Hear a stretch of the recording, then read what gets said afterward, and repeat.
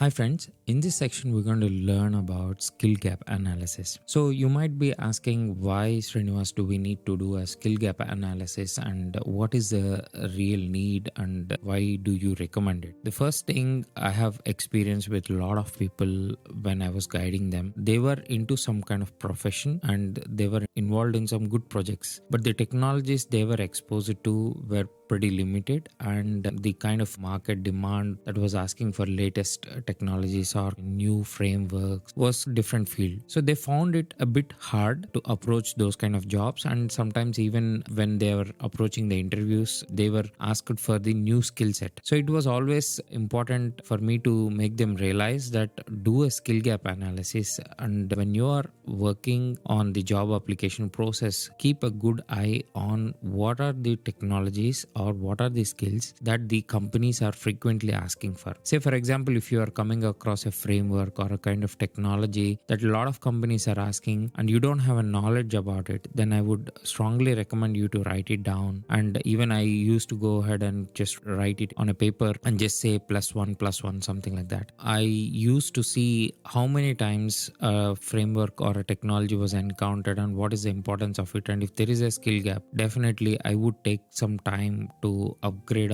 with that skill gap as well, so that I'm ready for the market. And this is a very important factor that a lot of people neglect, but don't do that, because when you cover that skill gap, you will apply for a lot of jobs. So 80% of the jobs you will be eligible to apply, and that also gives you confidence in terms of attending the interview. Even though if you are not involved in the projects with those kind of technologies, you still can say that okay, I have the knowledge and I have a good understanding of that, and that will really help in terms of helping or convincing the interviewer to actually talk about those technologies, and it will make them as also confident that you are a good learner and you are also able to upgrade by doing self-learning part. So this is a very important part. So how do you do skill gap analysis? So let me show you a simple example here. So I have this senior software engineer for Java postings that I have opened, and you can see a lot of postings that are there. Let's open something like this, which is a full stack developer, and let's translate this, and you can see this is what you have in mind. That means what is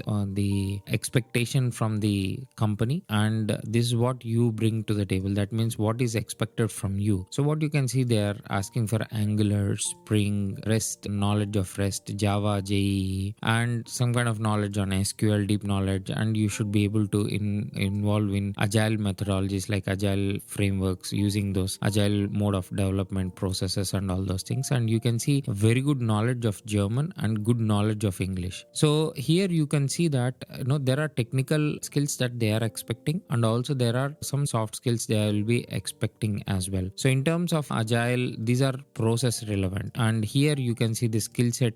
Java JE means it can be servlets or some kind of EJB or something like that. But remember, make a note of these frameworks, a good note of these frameworks, and if you have some kind of Excel sheet and all those things, just use some kind of Google Forms or Microsoft Forms and just choose those technologies whenever you encounter, so that you will be able to see the graph, how many times you have encountered for what technologies, and you will be able to clearly see the trend, what you are seeing in this market, what is being asked for. And this is very important. And coming to the soft skills, you can see the required soft skills from the expectation from the job description. So you can see provide technical support. So giving technical support means definitely you should have good communication skills, and you should be open to contribute to new ideas with your own process and all those things. So these are soft skills. They might not be somewhere, you might not have a concrete books or some kind of courses, but remember, having those kind of ideas about what kind of soft skills are being asked for, you can actually look out for the techniques to cover those gaps for yourself, and you can start practicing. Most important